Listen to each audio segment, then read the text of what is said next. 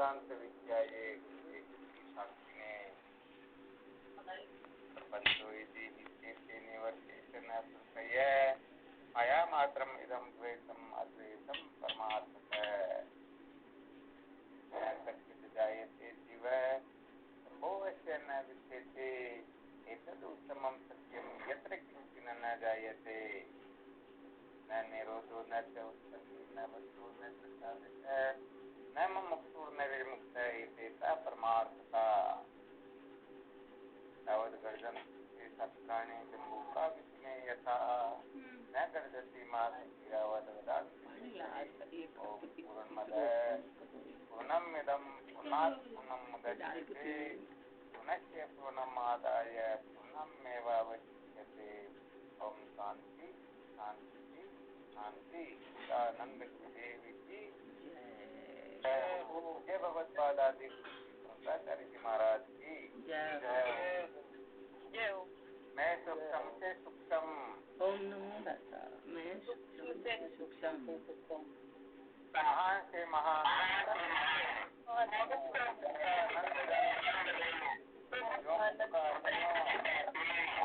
स्वयं प्रकाश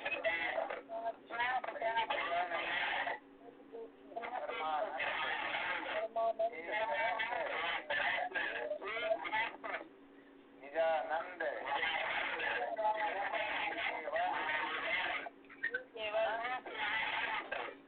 अपार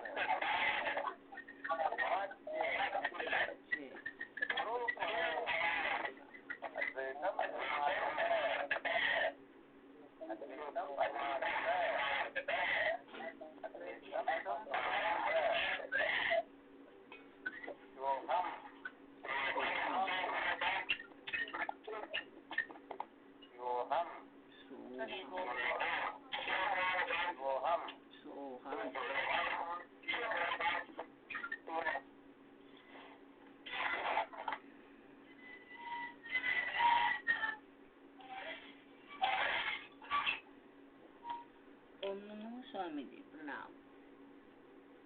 हाँ ओम नमो नारायण वो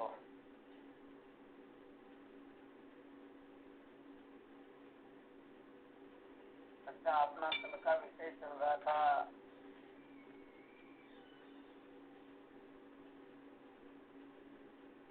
चित्त के बारे में। अर्थात जब तक चित्त का त्याग नहीं होता है तब तक सबका त्याग कर देने के पश्चात भी बंधन से मुक्ति प्राप्त नहीं होती है। तो ऐसा क्यों कहा जाता है कि जब तक चित्त का त्याग नहीं होता है तब तक सबका त्याग कर दें, तब भी कहने का मतलब कोई जीव कृतार्थ होता नहीं। तो देखो थोड़ा यहाँ पर ये रहस्य बता देते हैं। वास्तव में हमारे श्रुति संत शास्त्रों का कथन है चित्त में वह संसार है। ये चित्त जो है इसी का नाम संसार होता है। क्या होता है? चित्त को ही संसार कहते हैं। वास्तव में जब जब चित्त चंचल होता है तब तब संसार की प्रतीति होती है और जब चित्त शांत हो जाता है तब संसार की प्रतीति भी नहीं होती है। तो ऐसा समझ लेना चाहिए। विद्यासागर में जब अध्ययन करेंगे तब आगे इसका विशेष रूप से वर्णन आएगा। जागृत में जो प्रपंच प्रभासत स्वसर्व बुद्धि विलास बनियों है जो सपनेमय जनियों है दीन सुसुप्ति में मती होते ही बैठ बगे एक रूप सुनियो है बुद्धि रचो जो मनोरथ मात्र निश्चल बुद्धि प्रकाश बनियो है। कहने का मतलब इसको सिद्ध किया गया है और सिद्ध किया गया तो किस प्रकार से अन्वय की न्याय से सिद्ध किया गया है। जिस प्रकार से मिट्टी हो तो घड़ा बनता है और मिट्टी नहीं हो तो घड़ा नहीं बनता है। तो अन्वय व्यतिरिक्त न्याय से सिद्ध किया गया है कि जब जब चित्त चंचल होता है तब तब संसार की प्रतीति होती है और जब चित्त शांत हो जाता है तो फिर संसार नाम की किसी वस्तु की प्रतीति भी नहीं होती है। आराधना में तो अब यहाँ पर विशेष बात यह है कि जिसकी चंचलता से संसार है और जिसके शांत होने पर संसार नहीं है। तो यदि इसका ठीक प्रकार से त्याग कर दे, इस पर विजय प्राप्त करने में समर्थ हो जाए, तो समझ लेना चाहिए कि उनका जीवन जो है सार्थक हो जाता है। इसी बात को लक्ष्य में रख करके भगवान शंकराचार्य जी महाराज के दादा गुरु जी गौड़पादाचार्य जी महाराज मांडुक्य कारिका में लिखते हैं, मनसो यमनि भावे द्वेषम उपलब्ध्यते। जब मन का अमनी भाव हो जाता है तब द्वेष की उपलब्धि ही नहीं होती है, क्योंकि ये द्वेष ही समस्त दुखों का मूल कारण है। ये द्वेष जो है इतना भी दुख द्वंद होता है, सारा का सारा द्वेष के कारण ही हुआ करता है। यदि द्वेष का आग्रह समाप्त हो जाए तो फिर बंधन करने वाली कोई वस्तु शेष रहती ही नहीं। श्रुति माता का कथन स्पष्ट है, उदय मंत्रम कुरुते यस्य भयं भवति। तो आत्मा और परमात्मा में थोड़ा सा भी अंतर कर लेता है। स्वलत्मत्यंतर कृत्वा जीवात्म परमात्मनो ये संतिष्ठति मुडात्मा भयं तस्य अभिभाषितम। कहने का मतलब जो आत्मा परमात्मा में थोड़ा सा भी अंतर कर लेता है, तो श्रुति माता का कथन है कि उस वेददर्शी उसको पहले तो होना पड़ेगा, उसे जन्म मरण की श्रृंखला में भटकना होगा। तो ये थोड़ी विशेष बात है। तो ये वेद जो होता है वैसे देखा जाए तो ये सारा का सारा वेद अज्ञान कृत है। अज्ञान से ही बंधन की प्रतीति होती है। अज्ञान की निवृत्ति होने पर यहाँ पर चित्त जो है, चित्त को ज्ञान ही कहा गया है। इसीलिए कहा गया कि त्यागम विदु सर्व त्याग है। चित्त का त्याग होने से सबका त्याग हो जाता है। तो ये चित्त जो है केवल और केवल मात्र आत्म तत्व के यथार्थ अनुभव से इस प्रकार की क्रांति होती है, इसकी प्रतीति होती है।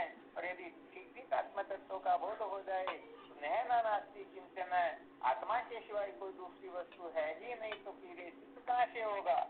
कहते भी हैं स्वयं प्रकाशो कुतो विद्या साविनाश समावर्ती इत्यादि तर्क जाला में पाना पूर्ति कृष्ण सत्य।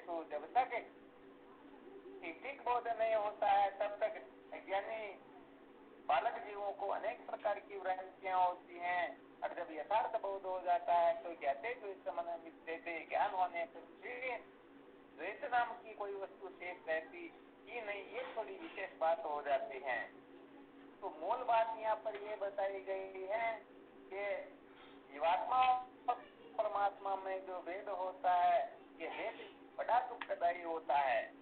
वास्तव में देखा जाए तो भेद होता ही नहीं, ये भेद मन की कल्पना होती है, वरना वास्तव में कोई भेद को सिद्ध कर सकता ही नहीं। जैसे डिस्ट्रिक्ट लेवल का विचार करें तो एक डिस्ट्रिक्ट और दूसरे डिस्ट्रिक्ट की अर्थात एक जिले और दूसरे जिले के बीच में जो सीमा रेखा होती है, उस सीमा रेखा से ये सिद्ध हो जाता है कि इस तरफ ये जिला है और इस तरफ ये जिला है। तो क्या इस प्रकार की कोई सीमा रेखा बनी हुई है कि इस तरफ ईश्वर है, इस तरफ जीव है, या इस तरफ आत्मा है और उस तरफ परमात्मा है, या इस तरफ सत्य है और उधर असत्य, इधर जड़ है, इधर चेतन, इधर आनंद है, इधर दुख। क्या ऐसा हो सकता है क्या? वास्तव में ऐसा हो सकता ही नहीं। जब विचार चंद्रोदय का अध्ययन किया जाता है, जब विचार सागर का ठीक प्रकार से अध्ययन होता है, तब इस बात को इस तरह से ठीक प्रकार से समझा दिया जाता है कि वास्तव में आत्मा से बिन परमात्मा नहीं हो सकता है और परमात्मा से बिन आत्मा हो सकती ही, क्योंकि आत्मा परमात्मा दो नहीं है, केवल नाम ही दो है, वस्तु तो एक ही होती है। देखो थोड़ा इसको सिद्ध करके बता देते हैं, क्योंकि जब तक सिद्ध करके नहीं बताया जाता तब तक संशय ही रहता है। क्योंकि अधिकतर तो होता ही है कि अनुभव जो है वह अनुभव श्रुति से भी ऊंची कक्षा होती है। अनुभव प्रमाण जो है ये श्रुति प्रमाण से भी थोड़ी ऊंची कक्षा का साधन हुआ करता है। सबसे पहले युक्ति प्रमाण होता है, ये श्रुति प्रमाण होता है, और सबसे ऊपर अनुभव प्रमाण होता है। तो बहुत सारे लोग कह सकते हैं अहम ये मैं नहीं जानता हूँ, या मैं परमात्मा नहीं हूँ, मैं उनका दास हूँ, सखा हूँ, मित्र हूँ, ऐसा हूँ वैसा हूँ, यह अनुभव होता है। भाई सबसे पहले इस बात को अच्छी तरह से समझ लेना चाहिए कि जो भ्रांत पुरुष होते हैं, ऐसे भ्रांत पुरुषों का अनुभव तो प्रमाण होता ही नहीं। अरे जो अज्ञानी स्वयं ही ज्ञान में बदले हुए हैं, उनका अनुभव क्या प्रमाणित होगा। इसलिए भ्रांत पुरुषों का अनुभव प्रमाण नहीं होता है, जो सचमुच में महापुरुष है उनका अनुभव ही प्रमाण हुआ करता है। तो ठीक प्रकार से विचार करके देखें तो आत्मा जो होती है, आत्मा से जो कुछ भी भिन्न होता है उसको कहते हैं अनात्मा। क्या कहते हैं? अनात्मा। तो विचार करके देखो, आत्मा से भिन्न परमात्मा, जो कोई कल्पना कर ले कि आत्मा से परमात्मा भिन्न होता है, तो बताओ परमात्मा अनात्मा है क्या? तो शायद इस संसार के अंतर्गत जो भी आस्तिक पुरुष है वो इस प्रकार से कभी स्वीकार नहीं कर पाएगा। परमात्मा को अनात्मा कहने की सामर्थ्य किसमें हो सकती है? और फिर यदि कोई कहते नहीं नहीं, आत्मा से भिन्न परमात्मा नहीं है परंतु परमात्मा से भिन्न आत्मा है, तो इसको भी सिद्ध करके देख लेते हैं। परमात्मा के लिए तैत्तिरीय उपनिषद का मंत्र कहता है, सत्यम ज्ञानम अनंतम ब्रह्म, जो सत्य है, जो चित्त है, जो आनंद है, उसको ब्रह्म कहते हैं, उसको परमात्मा कहते हैं। यदि हम आत्मा को परमात्मा से भिन्न समझेंगे तो आत्मा को क्या समझना होगा? परमात्मा सच्चित आनंद रूप है। परमात्मा को भिन्न समझेंगे तो, आत्मा को भिन्न समझेंगे तो परमात्मा जो है सच्चित आनंद रूप है, तो आत्मा जो है असत्य जड़ और दुख रूप हो जाएगी। बताओ ऐसा किसी को मान्य है क्या? ऐसा किसी का अनुभव है ही नहीं। अर्थात मैं नहीं हूँ, मैं नहीं जानता हूँ, मैं अप्रिय हूँ, ये तीन प्रकार की बातें इस संसार के किसी जीव के अंतर्गत अनुभव में आ ही नहीं सकती। मनुष्य की बात तो छोड़ ही दीजिए, 84 लाख होने का कोई भी जीव क्यों न हो, समस्त जीव के अंतर्गत मैं हूँ, मैं जानता हूँ, मैं प्रिय हूँ, ये तीन बातें तो उनको अपरोक्ष रूप से अनुभव में आएगी ही आएगी। हाँ ठीक है कि मैं हूँ, इसके बीच में भले गड़बड़ घोटाला हो सकता है, जैसे मैं देह हूँ, क्या मैं जीव हूँ, क्या मैं ब्रह्म हूँ, तो मैं ब्रह्म हूँ, इस प्रकार का जिन्होंने निश्चय किया तो समझो उन्होंने अपने आप को ठीक ठीक जान लिया। और यदि कोई सोचता है कि मैं जीव हूँ तो अभी तक उन्होंने अपने को ठीक नहीं जाना, और यदि कोई समझता मैं देह हूँ तो समझो अभी तक उसने कुछ जाना ही। अरे भाई, देहात्म भ्रांति की निवृत्ति के लिए जीव भाव का आरोप किया जाता है,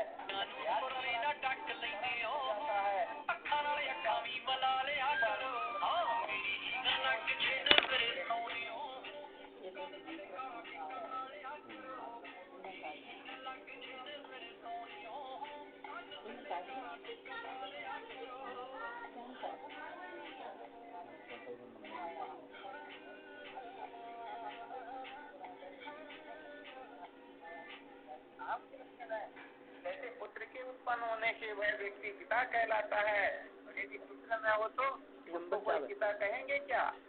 तो इसी प्रकार से जीव भाव जो है हमारे महात्माओं ने, बुद्धि शास्त्रों ने कृपा करके इसको देह भाव से मुक्त करने के लिए कहा, तो देह नहीं तो जीव है, स्वर्ग नरक में आने जाने वाला है, पापी पुण्यात्मा है, कर्ता को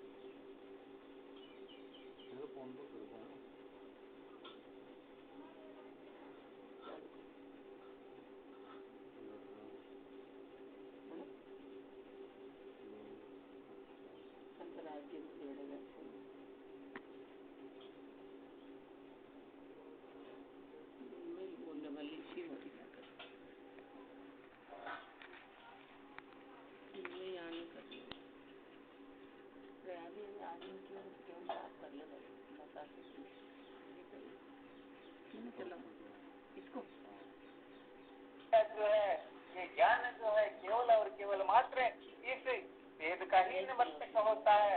ऐसे देखा जाए तो थोड़ी ऊंची कक्षा की बात बताएं तो ज्ञान वास्तव में देखा जाए तो वेद को मिटाता ही नहीं, क्योंकि वास्तव में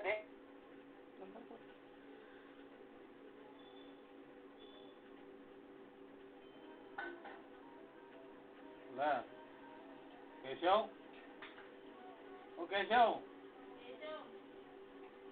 क्या मेरा है क्या? क्या बात कर रहा हूँ।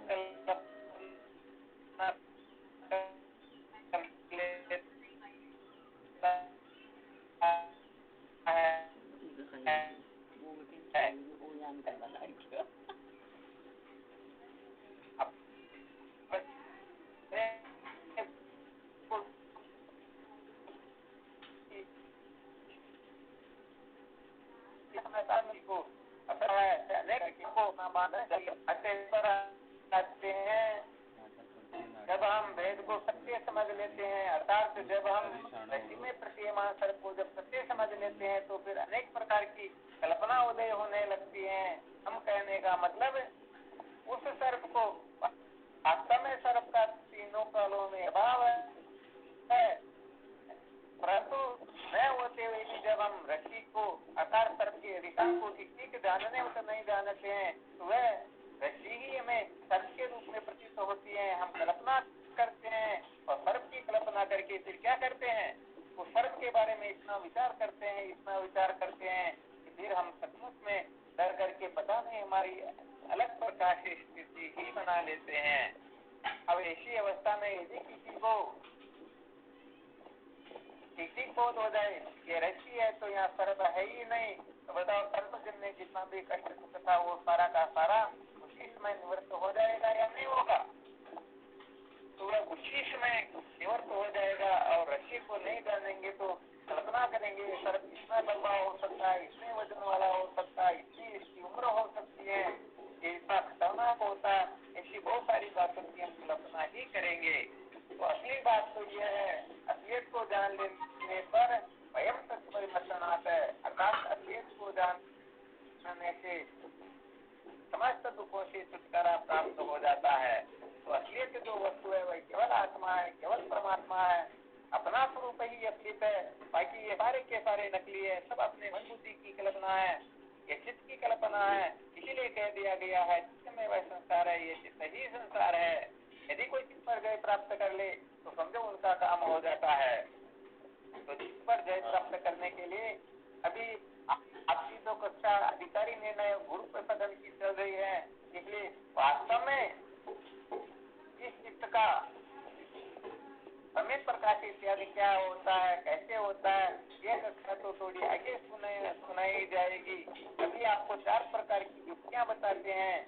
उन युक्तियों में किसी किसी युक्ति को ठीक प्रकार से अपने जीवन में महत्व देने की चेष्टा करना हो सकता है, शायद चित्त के ऊपर जय प्राप्त करने में कुछ हमें सहायता मिल जाए। तो 4 प्रकार की युक्तियां बताई गई हैं चित्त के ऊपर जय करने के लिए। सबसे पहले बताया गया है अध्यात्म विद्या।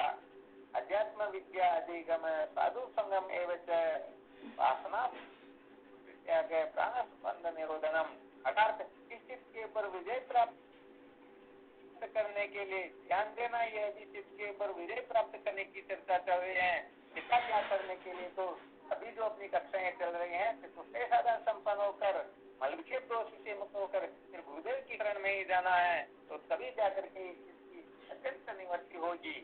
वरना कहने का मतलब ये मन तो इतना खतरनाक होता है, कहते हैं ना, या मन आपको न्यून गिने पुण्य, या मन आपको श्रेष्ठ बताने, या मन आपको पंडित मानस ग्रंथ पढ़े ठाने, या मन सबको मूर्ख मानत अपनी बात कहे पर माने, असल राम या मन की माया तुम मन को त्याग हो निर्वाणे। कहने का मतलब ये है मन बड़ा खतरनाक होता है। हम तो समझते हैं कि मन रहा ही नहीं, परंतु ये नहीं रहना भी एक प्रकार का मन होता है।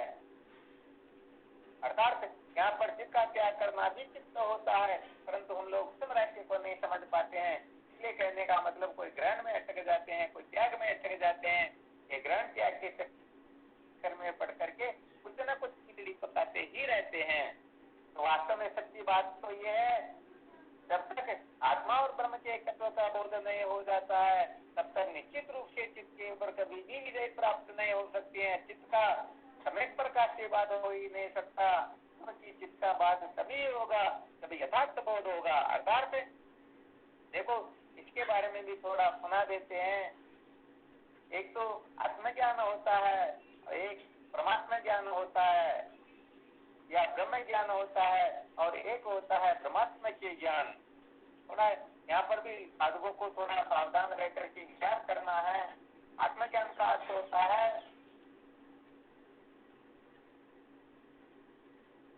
देह, इंद्रिय, प्राण, मन, बुद्धि, इनसे भी मैं इनका दृष्टा हूँ, साक्षी हूँ। अर्थात अपने स्वरूप में इतना पंचकोशों का जो अधिष्ठान है उस अधिष्ठान को आत्मा कहते हैं और वह मैं हूँ, मैं कुटस्थ हूँ। या ऐसा समझना चाहिए मैं कुटस्थ निर्विकार सत्य हूँ, मैं वृत्तिहीन निर्विशेष स्वयं प्रकाशित हूँ, मैं विषय भोग निरपेक्ष परमानंद स्वरूप हूँ। ये तीन प्रकार का बोध जिस साधक को हो जाए समझना चाहिए उसको आत्मज्ञान हो गया है।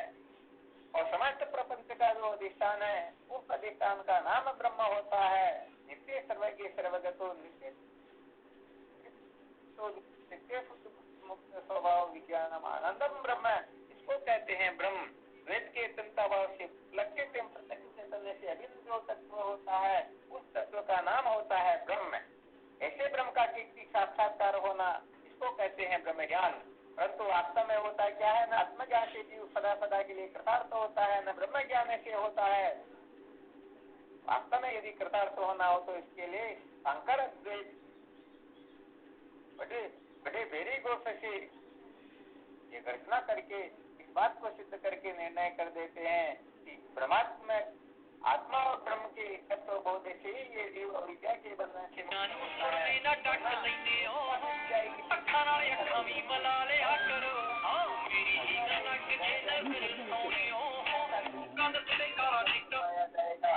प्रोक्ता तो वो पारों की मिट जाती परमात्मा है। सत्यम ज्ञान अनंतम ब्रह्म ब्रह्म है ऐसा निश्चय करते ही प्रोक्त भ्रांति जो होती है निवृत्त हो जाती है, परंतु परीक्षिता की निवृत्ति नहीं होती है।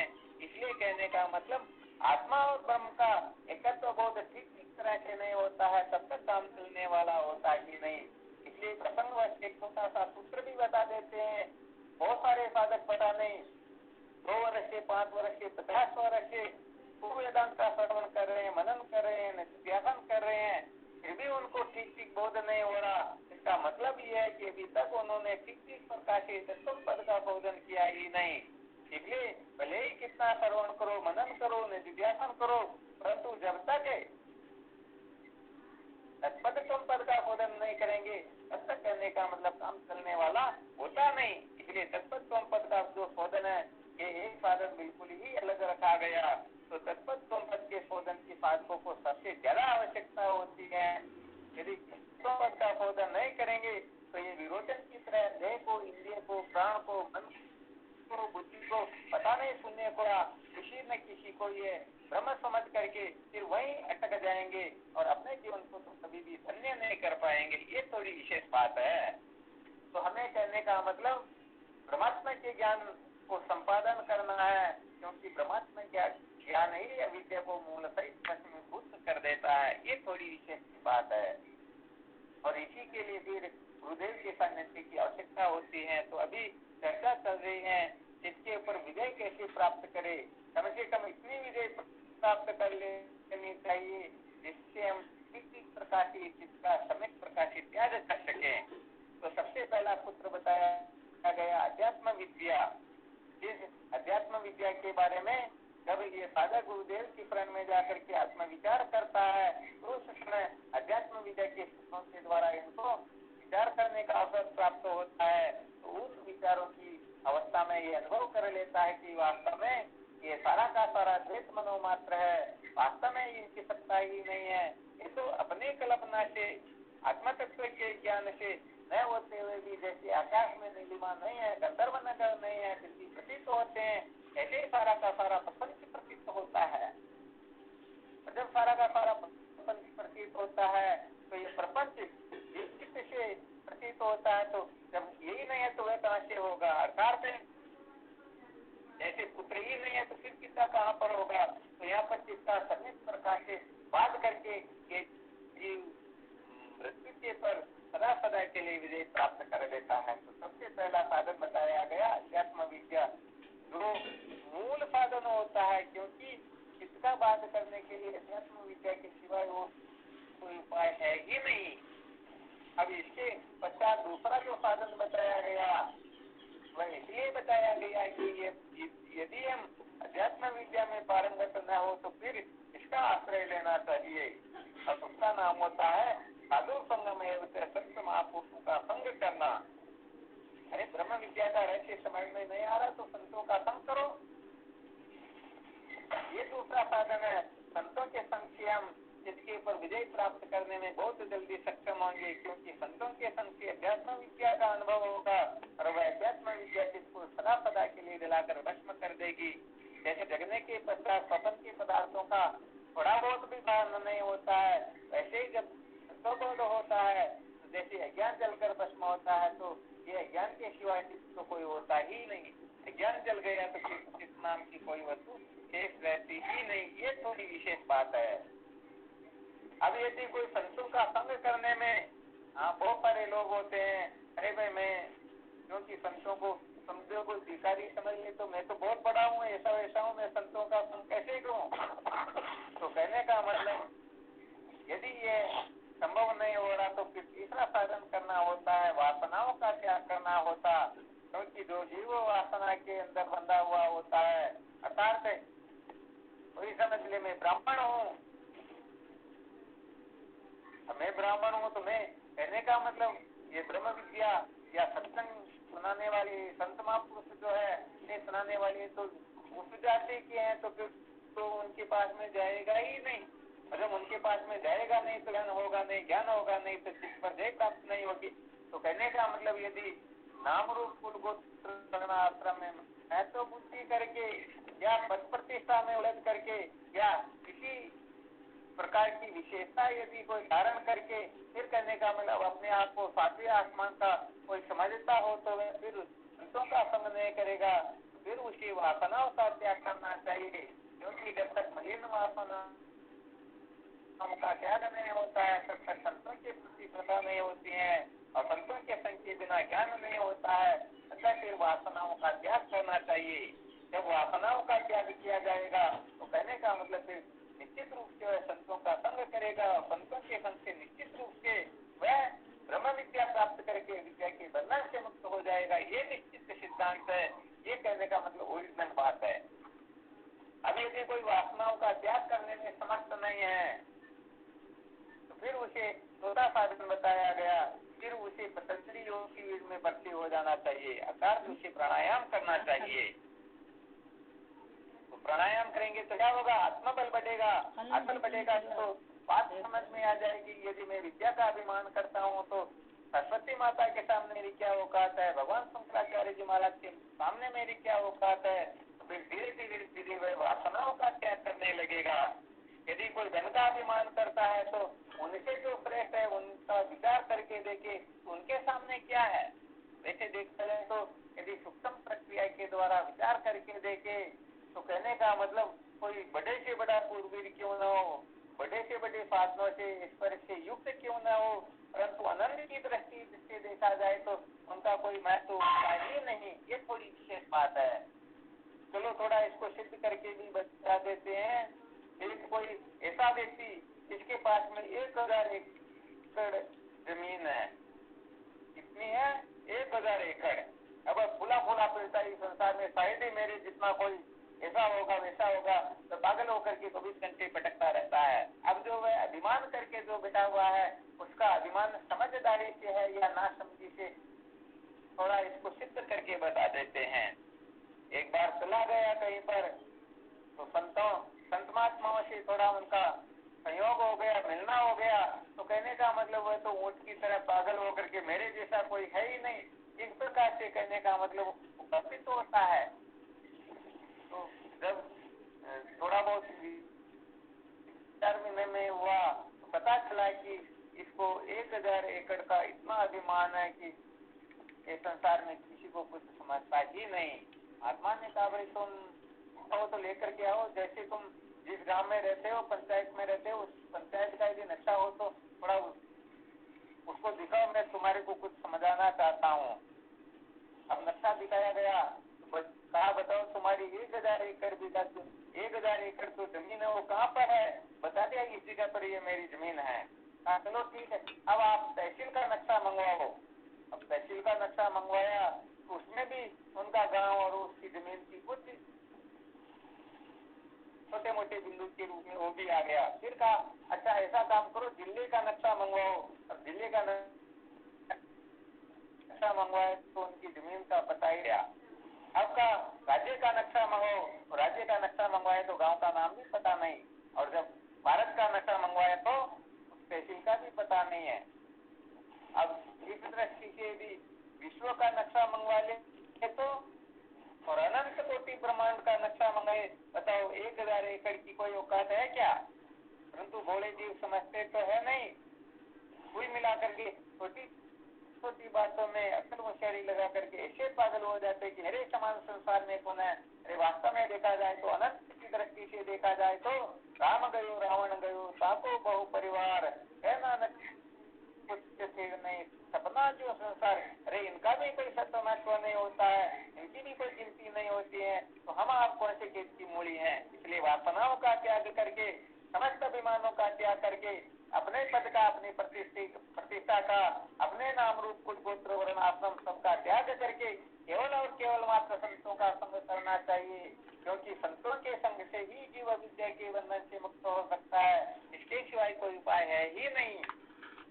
तो इस प्रकार से यदि कोई विचार करता है तो धीरे धीरे वह मलिन वासनाओं से मुक्त होने लगता है। मलिन वासनाओं से मुक्त होने के पश्चात जो संतों का संग होता है वह बड़ा विलक्षण होता है।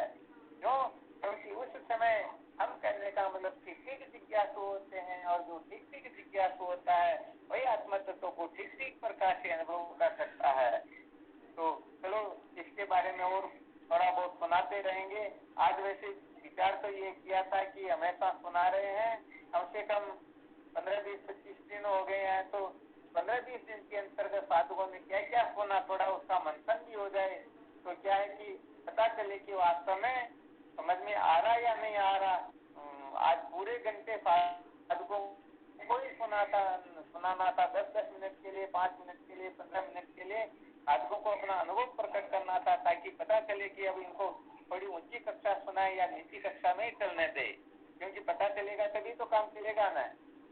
तो चलो कोई भी साधक अपना अनुभव प्रकट करे, कितने दिनों तक सुना, क्या ठीक लगा, क्या नहीं लगा, अपने में क्या कमी है, क्या नहीं है, क्या करना, क्या नहीं करना, क्या समझ में आ रहा है, क्या नहीं आ रहा, इसके बारे में सार रूप से 10-5-15 मिनट के लिए जितना भी चाहे वो वर्णन कर सकते हैं। कल भी थोड़ा आधे घंटे के लिए सत्संग सुना करके फिर साधकों का अनुभव सुनेंगे। तो कोई भी साधक है थोड़ा प्रवृत्त होंगे इस तरफ।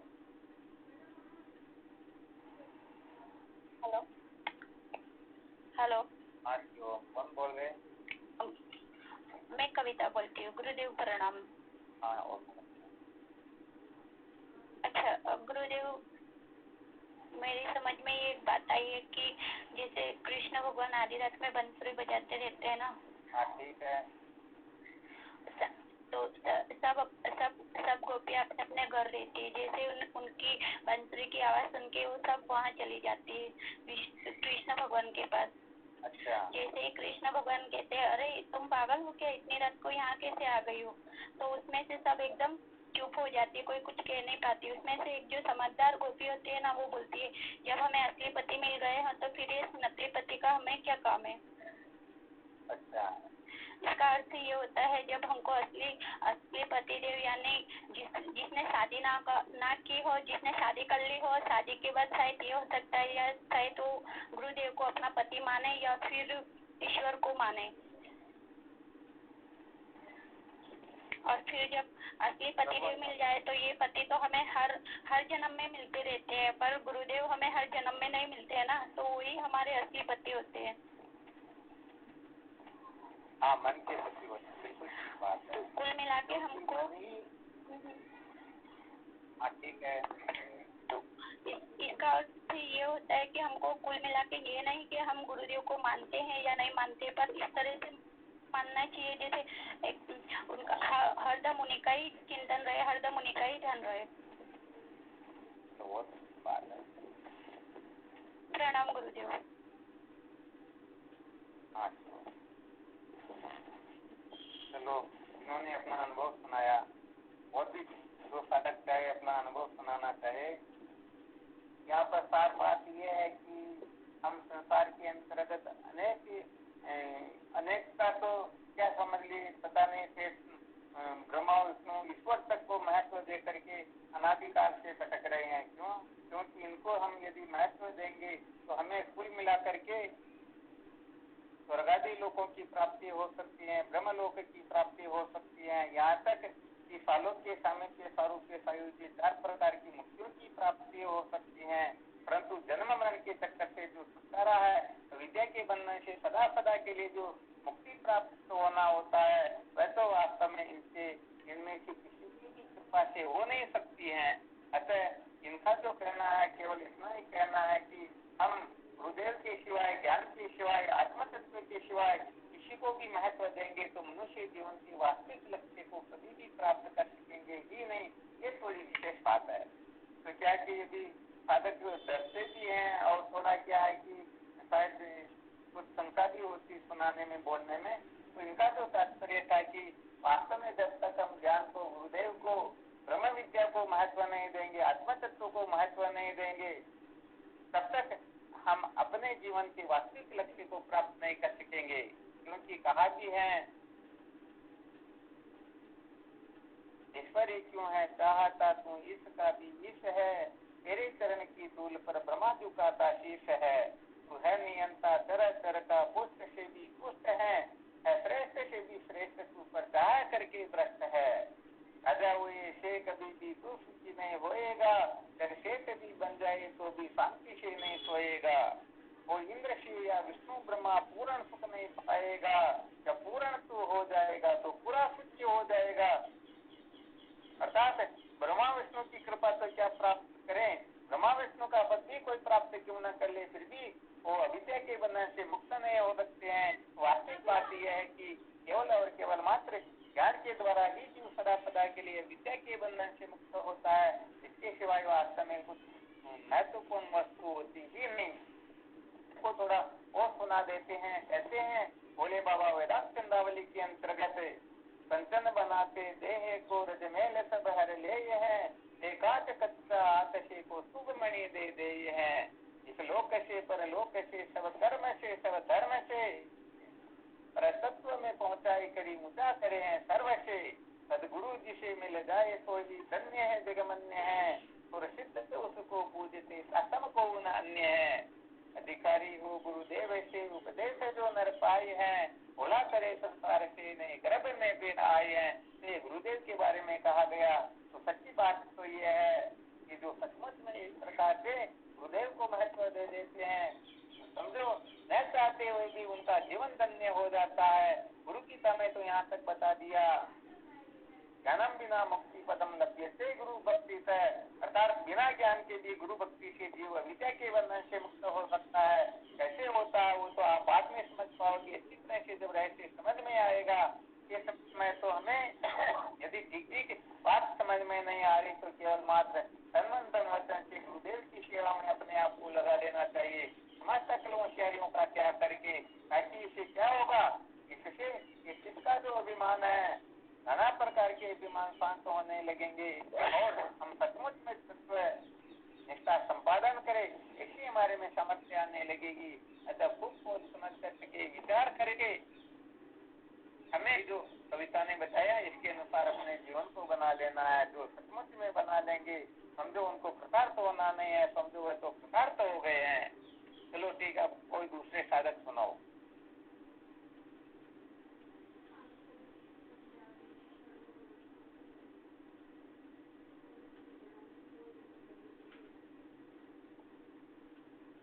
शिवम स्वामी जी। हाँ शिवम स्वामी जी, इतना समझ में आ रहा है कि इस संसार में गुरुदेव के अलावा जिसको भी हम महत्व दे रहे हैं ना, वो सब अपने को जन्म मरण के चक्कर में ही भटकने वाले हैं। क्या बात, वर्णाश्रम में लिखने योग्य ये बात अपने पोपड़े में, अपने दिमाग में अच्छी तरह से बैठ जानी चाहिए। जी स्वामी। अच्छा, फिर जैसे समझो गुरुदेव को को महत्व देने का मतलब क्या होता है? संसार वैसे होता क्या है कि जैसे हम थोड़ा रहस्य यहाँ पर भी बता देते हैं, मंदिर में जो जाते हैं ना, मंदिर में जाने के पश्चात सचमुच में लोगों का भय क्यों नहीं होता है? भले वो कल्पना करते हैं ये भगवान है, ईश्वर है, फलाने हैं, परंतु असलियत के अंतर्गत वो उनको पत्थर ही समझते हैं, अर्थात भगवान की तो कल्पना करते हैं, भगवान का तो उनको प्रोक्त ज्ञान होता है और अपरोक्त ज्ञान होता है पत्थर का। ध्यान देना अच्छी तरह से। इसीलिए कहने का मतलब साधकों का कल्याण नहीं होता है। तो ऐसे ही कहने का मतलब भले कोई ये कह दे कि भाई महत्वपूर्ण वस्तु गुरुदेव है, परंतु यदि ये प्रोक्त रूप से कल्पना करेंगे और अपरोक्त रूप से संसार को महत्व देंगे तो सच्ची बात है यथार्थ भला होने वाला नहीं है। अभी हमारे रमेश जी ने जो बहुत अच्छी लक्षण बात बताई कि संसार के अंतर्गत हम जिनका भी संग करेंगे, क्योंकि ये तो पक्की बात है, आप जिस बस में बैठो, ट्रेन में बैठो, एरोप्लेन में बैठो, किसी में भी बैठो, वह जहाँ जा रही वहीं तो अपने को ले जाएगी। वैसे ही संसार के लोग कहाँ जा रहे हैं? अरे तो पतन की ओर ही जा रहे, तो अपने को भी पतन की ओर ले जाएंगे।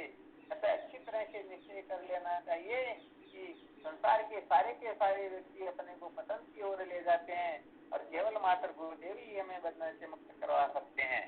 क्योंकि जिनको देश मात्र भी स्वार्थ होता है, तब तक वह सच्चाहित नहीं कर सकता है, और गुरुदेव का किसी प्रकार का स्वार्थ नहीं होता है, तब वह पूर्ण रूप से अपना सच्चाहित कर लेते हैं। ये धन्यवाद, बहुत अच्छी बात बताई। तो कम से कम अब सबको यह ध्यान रखना है कि हम सचमुच में गुरु तत्व को महत्व दे रहे हैं तो प्रोक्त रूप से दे रहे हैं या अप्रोक्त रूप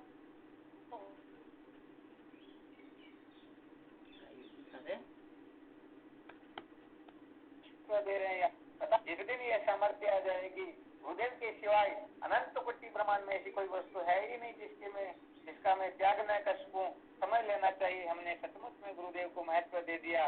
वरना सच्ची बात तो ये है, कहने का मतलब हाथी की दांत दिखाने की और खाने की कुछ और होते हैं, तो साधकों को ऐसा नहीं करना है। यदि ऐसा कोई करेगा तो फिर सचमुच में उनको ऐसे पूरी तरह से समझ में आने वाला है नहीं।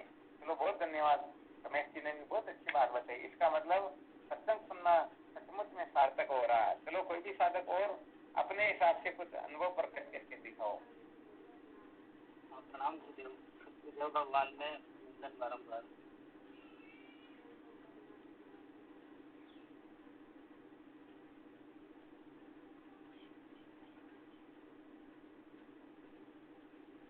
स्वामी जी अभी जो प्रवृत्ति व्यवहार लेना चाहिए, तो अपना जो क्रम चल रहा है अधिकारी निर्णय के अंदर मानवता के लक्षण धर्म के दर्शन धारण करो, जिसके उपरांत बात आती है मल दोष की निवृत्ति के बाद भगवान की प्रसन्नता। तो यहाँ से प्रारंभ होता है कि जब भगवान प्रसन्न होते हैं तो वो हमें क्या देते हैं, किस तरह से हमारा कल्याण होता है। एक श्लोक आता है, तेषाम सततयुक्ता, गीता जी भगवान कह रहे हैं, तेषाम सततयुक्ता नाम भजन्ताम प्रीति पूर्वकम ददामि बुद्धि योगतम येन मामुपयन्ति ते। जो मेरा सतत युक्त होकर प्रेम से प्रीति पूर्वक भजन करता है तो अर्जुन उसे मैं बुद्धि योग देता हूँ। बुद्धि योग देता हूँ। अब वो किस प्रकार से देता हूँ तो भगवान आगे बताते हैं कि दो स्वरूप ब्रह्म के जानो, निर्गुण और सगुण पहचानो। निर्गुण निज रूप न्यारा, तुम्हें सगुण संत अवतारा। तो अर्जुन मैं ही संत रूप के अंदर प्रकट होता हूँ और जो मेरा प्रेम भाव से भजन करते हैं उन्हें गुरु रूप में वर्ण करता हूँ। इसके बाद भगवान चौथे अध्याय में जो ईश्वर श्लोक बताते हैं कि अर्जुन क्या करना चाहिए, तुम उस ज्ञान को किस प्रकार से प्राप्त करोगे, तो शिष्य को किस प्रकार से गुरु के आगे व्यवहार करना चाहिए, कैसे रहना चाहिए। तो भगवान बताते हैं कि अर्जुन तद्विधि उस ज्ञान को प्राप्त करने के लिए प्रणिपात करो, गुरु के आगे प्रणिपात करो। प्रणिपात किस तरह किया जाए, गुरु के आगे जो शीश झुकाते हैं, हे शीश झुकाते हैं, तो शीश झुकाना दंडवत करना शीश झुकाना नहीं है, अपने विचारों को गुरुदेव के आगे समर्पित किया जाना है कि अपने विचारों को गुरुदेव के आगे समर्पित कर दो। ये गुरुदेव मैं आपकी शरण में हूँ, ये मन बुद्धि वचन से अब आप कहिए, आप जो कहेंगे उसे मैं स्वीकार करूँगा। सर्वप्रथम प्रणिपात होना चाहिए। उसके बाद दूसरी ये तीन शर्तें भगवान ने रखी, तद्विधि उस ज्ञान को प्राप्त करने के लिए क्या करना है, प्रणिपातन, पहले प्रणिपात करो, अपने आप को तन मन धन वचन से गुरुदेव के आगे समर्पित कर। उसके बाद भगवान बताते हैं कि परिप्रश्न करो, गुरुदेव के सामने अपनी जो सनातन संस्कृति है उसमें प्रश्न करने की गुरुदेव से परंपरा है। बाकी प्रश्न कैसा होना चाहिए, भगवान यहाँ कहते हैं परिप्रश्न होना चाहिए। परिप्रश्न का तात्पर्य ये है कि गुरु से प्रश्न किया जाए, बाकी वो प्रश्न ना होकर प्रश्न नहीं होता है। प्रश्न तो बहुत से लोग करते हैं, ट्रेन में भी बैठे हैं तो ट्रेन में कोई संत आते हैं तो बैठे हैं तो वो उनसे भी 2-4 प्रश्न पूछ लेते हैं कि महाराज जी आत्मा क्या है, ब्रह्म क्या है, परमात्मा क्या है, जगत क्या है। बाकी उन्हें उन प्रश्नों से और उन संत से कोई लेना देना नहीं होता है। उनका एक सिस्टम होता है, वो उसकी जिज्ञासु भावना होती है, यानी कि जिज्ञासा। वो उनकी मेंटेलिटी ऐसी होती है कि जो भी मिले उससे प्रश्न करने की, उनके अंदर मुमुक्षुता नहीं होती है, वो जिज्ञासा मात्र होती है। कोई महात्मा ट्रेन में मिलते हैं तो ट्रेन में भी प्रश्न कर लेते हैं, फिर वो चले जाते हैं महात्मा। तो कोई अगर मान लो उन्हें डॉक्टर मिलेगा तो डॉक्टर से वो रोग के बारे में 2-4 प्रश्न कर लेते हैं। इस प्रकार से गुरुदेव से इस प्रकार से प्रश्न नहीं किया जाता है। गुरुदेव भगवान बता रहे हैं कि परिप्रश्न करना चाहिए गुरुदेव से, यानी कि परिप्रश्न का तात्पर्य प्रार्थना। गीता जी में भगवान से जो महात्मा अर्जुन ने प्रश्न किए तो प्रश्न ना होकर वो एक प्रार्थना थी, एक आर्तनाद था। हमारे सनातन संस्कृति के अंदर गुरुदेव से प्रश्न करने का विधान है, बाकी वो प्रश्न ना होकर परिप्रश्न हुआ करते हैं। बहुत से लोग गुरुदेव से या संत महात्माओं का निरीक्षण करने के लिए भी प्रश्न करते हैं, इन्हें आता है या नहीं आता है।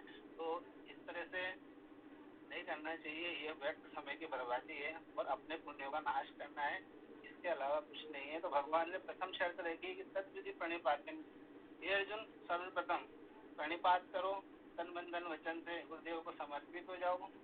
दूसरी शर्त रखी परिप्रश्न करो, फिर सेवया तन मन धन वचन की जेवे जो चाहे ये बंधन छेवे। तो तन मन वचन से गुरुदेव की सेवा, ये 3 शर्तों को जो पूरा करेगा तब उपदेशंति से ज्ञानेन सतत्व दर्शनम, तब गुरुदेव उपदेश करते हैं।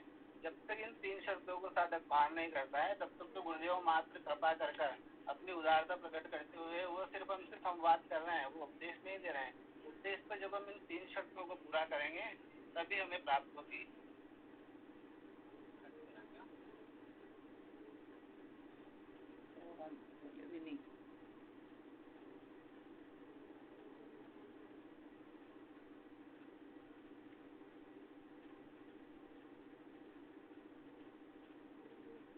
बोले गुरु जी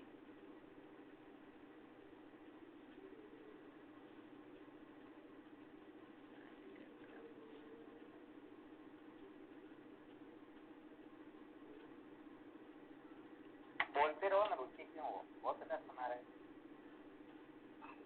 अच्छा बंद था क्या गुरु जी, पता ही नहीं पड़ा। हाँ तो 3 शर्तें यहाँ पर देखिए भगवान ने तद्विधि प्रणिपातेन परिप्रश्नेन सेवया। सर्वप्रथम हमें प्रणिपात करना है, उसके बाद परिप्रश्न करना है। परिप्रश्न की क्या भूमिका है बताई रही है। सेवया तन मन धन वचन से गुरुदेव की सेवा करने, इन 3 शर्तों को जो पूरा करता है उसके बाद गुरुदेव उपदेशंति ते ज्ञानेन सतत दर्शनम, उसके बाद गुरुदेव उपदेश करते हैं। उसके पहले तो वो अपनी उदारता प्रकट करते हुए हमसे मात्र वार्तालाप कर रहे हैं, बातचीत कर रहे हैं, अभी उपदेश नहीं कर रहे हैं। इन 3 शर्तों को साधकों को ध्यान रखना चाहिए जो भगवान ने गीता जी में बताई है महात्मा अर्जुन को। ये अर्जुन, जब मैं गुरु रूप के अंदर साधकों के समक्ष प्रकट होता हूँ तो साधकों को मेरे प्रति किस प्रकार से व्यवहार करना चाहिए, किस तरह से रहना चाहिए, तो ये गुरुदेव बता रहे हैं भगवान श्री कृष्ण के रूप में। प्रणिपातेन परिप्रश्नेन सेवया, 3 चीजों को, इन 3 शर्तों को हमें पूरा करना होता है साधकों को, तब जाके गुरुदेव उपदेश करते हैं। तो श्वेताश्वतर उपनिषद है, उसके अंदर भगवान के अंदर उपनिषद के अंदर अंतिम श्लोक है, अंतिम अध्याय का अंतिम श्लोक, उसके अंदर क्या बताया जा रहा है देखो गुरुदेव की क्या भूमिका है, गुरुदेव क्या तत्व है।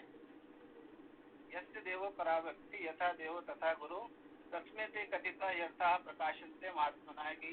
वहां के अंदर उपनिषद कह रहा है कि जैसी परमात्मा में भक्ति होती है, यस्य देवो पराभक्ति, जैसी परमात्मा में भक्ति है, यस्य देवो परा यानी कि उस परोक्ष परमात्मा में जैसी भक्ति है, जो परमात्मा में जैसी भक्ति है, यथा देवो तथा गुरु, जैसी ही गुरु के अंदर, जैसी परमात्मा में वैसी गुरु के अंदर जब भक्ति होगी तस्में, तब क्या होगा, उसका फल क्या होगा, में ते कथिता यर्था प्रकाशन्ते आत्मना, यानी कि तब जाके जो भी समस्त वेदों में शास्त्रों में उनका जो रहस्य है वो समस्त रहस्य प्रकाशन्ते आत्मना, उस महात्मा के, उस साधक के, उस सत्य शिष्य के अंतकरण में स्वतः ही प्रकट हो जाता है। तो ये सब कब होगा? ईश्वर से गुरु में अधिक धारे भक्ति सुजान और बिना गुरु भक्ति प्रवीण नहीं लहे ना आत्मज्ञान। बिना गुरुदेव की कृपा के कोई भी कभी भी आत्मलाभ को प्राप्त न हुआ है, न होगा। इसलिए एक गुरु भक्ति ही समझिए साधकों के लिए सफलता की कुंजी है। अगर जिसके हृदय के अंदर गुरु भक्ति नहीं है वो कभी भी उस आत्मलाभ को प्राप्त नहीं हो सकता है। इसलिए सर्वप्रथम हमें गुरुदेव के प्रति, सत्य शास्त्रों के प्रति और संतों के प्रति श्रद्धा रखनी होगी। अगर हम, भगवान ने भी गीता के अंदर कहा है और अनेक अनेक महापुरुषों ने और गुरु जी तो रोज समझाते ही हैं। गीता जी में भगवान ने कहा है कि श्रद्धावान लभते ज्ञानम तत्पर सहितेन्द्रिय ज्ञान लब्धा परा शांति मंचिरेणादि गच्छति। जो श्रद्धावान है वही ज्ञान को प्राप्त होता है, वही आत्मलाभ कर पाता है। जिसके हृदय में गुरुदेव के प्रति, संत महापुरुषों के प्रति और सत्य शास्त्रों के प्रति श्रद्धा नहीं है। श्री विचार सागर में भी कहा है श्रद्धा का क्या स्वरूप है। भगवान यहाँ कहते रहे श्रद्धावान लभते ज्ञानम, क्या स्वरूप है? तो सत्य वेद गुरु वाक्य है, श्रद्धा विश्वास। गुरु सत्य वेद और गुरुदेव के वचन और संत महापुरुषों के वचन के अंदर पूरी उनको सत्य मानना, उनके प्रति विश्वास रखना, ये श्रद्धा का स्वरूप है। जो भी संत महापुरुषों के और सतगुरुदेव भगवान के प्रति श्रद्धा रखते हैं निश्चित रूप से उनका कल्याण होता है। तो सच्चिदानंद गुरुदेव की जय।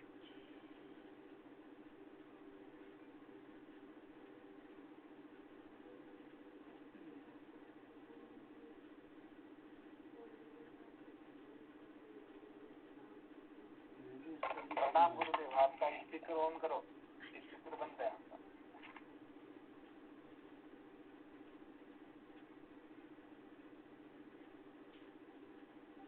गुरुदेव का स्पीकर बंद है।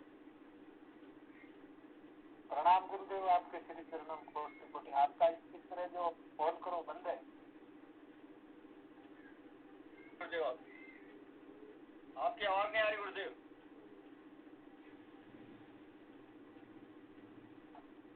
मैं तो 3-4 मिनट बोल करके अब रुका हूँ। अच्छा हाँ शिव। अच्छा कह रहा था भाई मयंक जी को धन्यवाद, बहुत अच्छा सुनाया। तो कल अपन जो चर्चा करेंगे, तो आज जो मयंक जी ने सुनाया ना, तद्विधि प्रणिपाते न परिप्रश्न न सेवया उपदेक्षन्ति ज्ञानम ज्ञानेन कृत्वदर्शिन। कल इस सूत्र की व्याख्या भी करेंगे और अंत में जो प्रदावान लभते ज्ञानम बताए इसके बारे में भी थोड़ा विचार करेंगे। यदि मैं इधर उधर हो जाऊं तो कोई साधक याद दिलवा देना, ठीक है ना? अच्छा, और भी कोई साधक सुनाना चाहे तो देखो। आज थोड़ा समय कम रह गया। अब हमेशा 2-3 साधकों से भी थोड़ा सुनेंगे तो थोड़ा मेरे को भी रेस्ट मिलता है और साधकों के अनुभव से भी पता चलता है कि सचमुच में साधक समझ भी रहे और आगे भी बढ़ रहे हैं। हाँ नारायण भगवान के चरणों श्रद्धावान लभते ज्ञानम। गुरुदेव के राजा था। हाँ गुरुदेव। एक लड़की। हाँ एक मिनट, राम जी क्या कर रहे हो? लाला जी अच्छा शिवोहम गुरुदेव, मैं अतरो बोलबो चाहूँ कि भाई अधिकारी मानना अतरो 5 मिनट बोलवा कोने, मतलब 1 घंटा की सत्संग अधिकार मैंने मतलब शिष्य 10 मिनट ले ले तो मैं गुरुदेव का कई प्रवचन होना 1 मिनट और आधा मिनट तो खूब हो जाएगी। आधा मिनट तो बोल रहा बस नहीं, शिष्य को 10 मिनट ही 1 मिनट ही देना। 1 मिनट में जो भी शिष्य बोलना चाहो तो बोल लो। 1 मिनट आप तो वैसे ही आ गया दिखा, ठीक है ना? हाँ हरिओम। क्या कि थोड़ा साधकों का भी अनुभव सुने ना, तो साधकों को पता चले। जो ऊंची कक्षा के साधक वह तो विचार करें भाई अभी थोड़ा ये कहाँ पर गति करें। जो नीची कक्षा के साधक हुए उनसे शिक्षा लेके भाई ये इतने आगे बढ़ गए तो मेरे को भी आगे बढ़ना। वरना क्या होगा कि सुनाते रहेंगे, अब समझ में आ रहा है या नहीं आ रहा, तो फिर इसमें भी गड़बड़ घोटाला होगा। नहीं गुरुदेव 1 मिनट में सत्संग 1.5 घंटा सुनेंगे और क्या नहीं आगे मालूम पड़ जाए अनुभव नहीं है बड़े घंटा बोले तो कहीं न पड़े मालूम। कहने का मतलब 1 घंटा तो मैं सुना दूंगा, फिर बाकी रहेगा आधा घंटा वो तो सुनेंगे तो कोई दिक्कत नहीं, ठीक है ना। सुनने का समय बढ़ा देंगे अपने को, क्या जिनको जल्दी हो मीटिंग छोड़ देंगे और जिनको सुनना हो सुनेंगे। हाँ ठीक, मोहनलाल जी सुनाओ वापस। एक राजा था।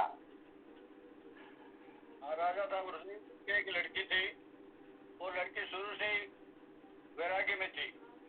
अच्छा। उसको राजसी वैभव अच्छा नहीं लगता था, तो राजा ने उसको अपने महल से अलग एक 2 कमरे अलग से बना दिए। ठीक है। कि वो उसी में सुखी रहती थी। एक बार क्या होता कि वो रात को जोर जोर से विलाप कर रही थी कि भगवान मेरी क्या परीक्षा ले रहा है, मुझे गुरुदेव कब मिलेंगे, कब मेरे को गुरुदेव मिलेंगे। इस प्रकार से भाव विभोर हो गई, बहुत जोर जोर से आवाज कर रही थी। तो राजा के महल में कोई चोर आया, तो उसने सोचा कि इस राजा की लड़की को गुरु की आवश्यकता है, तो चोरी करना तो भूल गया और एक साधु का वेश बन के आ जाता, बहुत अच्छा वेश बना के आ जाता है और वहाँ भिक्षाम देही करता है। तो लड़की बाहर आती है, तो भिक्षा देने लगती है। तो उसने कहा मैं आपसे भिक्षा लेने के लिए इच्छा है, लेकिन आप ये बताओ आपने गुरु धारण कर रखा है? तो उसने कहा मैंने तो गुरु नहीं कर रखा। तो उसने कहा जो गुरु नहीं कर रखा उसके हाथ भिक्षा नहीं ले। तो जैसे वो जाने लगा तो लड़की तो शुरू से ही उसकी भावना थी गुरु के प्रति। तो उसने कहा कि आप मेरे को भिक्षा दे दे। तो उसने कहा मैं दीक्षा नहीं दूंगा, दीक्षा एकांत में दी जाती है। तो वो उसके साथ अलग से एकांत में चली जाती है, कुछ मणि वगैरह लेके, हीरे पन्ने लेके। तो वहाँ पर वो क्या करता है कि उस लड़की को एक पेड़ के बांध देता है और उसका जितना भी सामान वान था वो लेके चला जाता है। कुछ दिन के बाद राजा ढूंढता हुआ जाता है, तो लड़की को देखता है, तो उसको खोलने की कोशिश करता है। तो वो लड़की मना कर देते, नहीं मेरे को तो मेरे गुरुदेव आके खोलेंगे। 2-3 दिन हो गए, उसके बाद कोई नहीं आया। तो नारद मुनि को जब पता लगा तो नारद मुनि ने आके उसको बताया कि वो कोई साधु नहीं था, ढोंगी था। तो वो उसको खोलना चाहा तो उन्होंने नारद मुनि को मना कर दिया कि नहीं मैं आपसे नहीं खोलूं। वो अगर साधु नहीं होता तो मुझे आपके दर्शन नहीं होते। वो साधु था तभी तो आप 3 दिन में आपके दर्शन हो गए। तो नारद मुनि को उसने मना कर दिया कि आपने मेरे को नहीं खोल सकते, मेरे तो गुरु है, गुरु ही आके खोलेंगे। गुरु ने मेरे को कहा था मैं आऊंगा जो तेरे को खोलूंगा। तो गुरु में उसकी इतनी आस्था थी कि मेरे गुरुदेव थे, उनकी कृपा से ही तो आज मुझे नारद मुनि के दर्शन हुए, जो नहीं होते। तो नारद मुनि बिहार के विष्णु भगवान के पास जाके कहते हैं कि मतलब ऐसी एक श्रद्धा है व्यक्ति के अंदर, तो कैसे? तो फिर भगवान स्वयं आते हैं उसको दर्शन देते हैं। तो इस प्रकार है कि जिसको जिसकी श्रद्धा होती है उसी को परमात्मा मिलता है। उसने ये कहा कि भाई श्रद्धा थी मेरी, परमात्मा ही आया ना, परमात्मा आगे जब उसको खोलने लगा, विष्णु भगवान को उसने मना कर दिया मेरे गुरुदेव आएंगे। फिर विष्णु भगवान को तो पता था ना, उसको ढूंढ के उसको लेके आए। और जब लेके आए जो गुरु था वो खुद आया और उसने आगे जब खोला तब उसने कहा कि गुरु गोविंद 2 उघड़े काके लागो पाए, बलिहारी गुरु आपने गोविंद दिया बताए। अरे नारायण, इसका शिष्य तो बहुत अच्छी बात है। उसके अंदर इतनी निष्ठा थी तो सब आ गए। ठीक सुनाए, ऐसी कोई विशेष बात नहीं है, परंतु और विशेष सुनाना चाहिए था। ये तो क्या है कि दृष्टांत को ऐसे देखा जाए तो जो दृष्टांत देना था उससे थोड़ा अलग ही हो गया। फिर भी अपने को ये समझ लेना कि ये जो दृष्टांत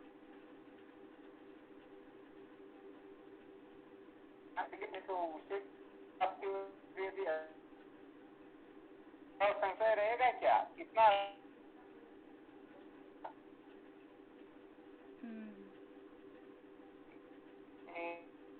ध्यान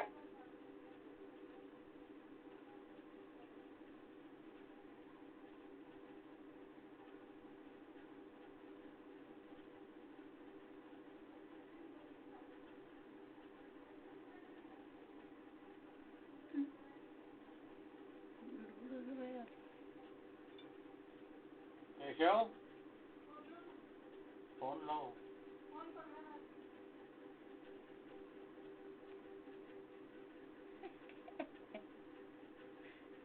है कहीं हुई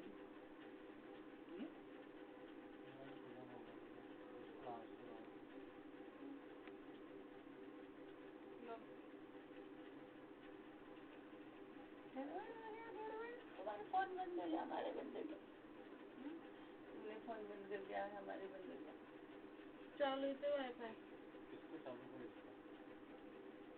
इसका आता ही नहीं बस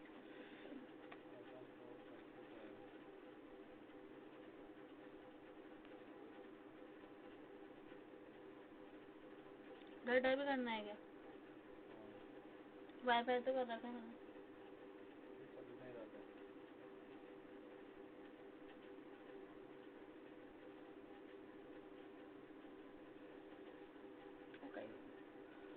अर्जुन ने है भेजा है उसका वापस कर पार पर है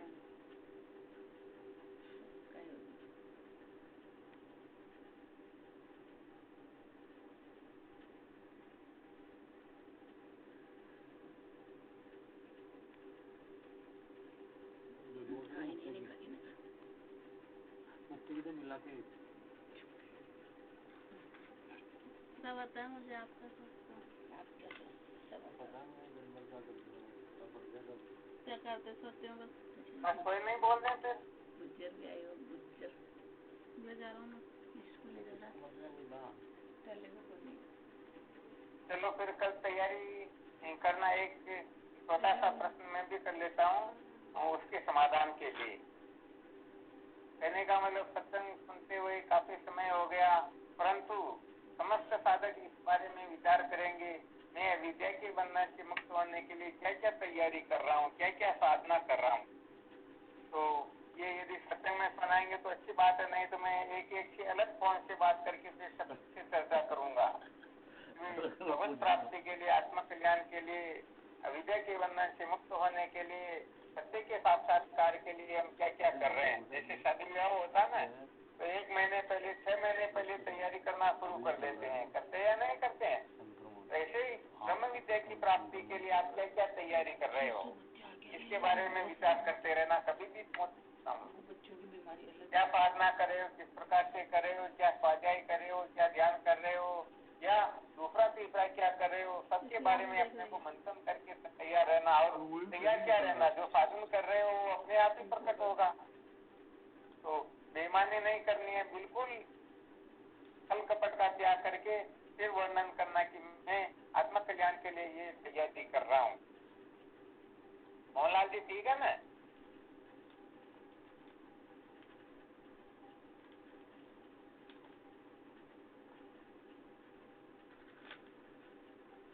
बच्चों को तो होगा, मैंने भी सुना था